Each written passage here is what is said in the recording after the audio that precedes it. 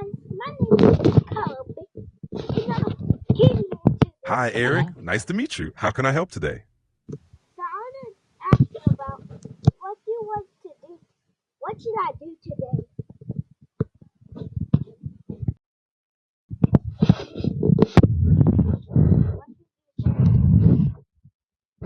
Are you saying something? What are you saying right now? Okay. Let me know today.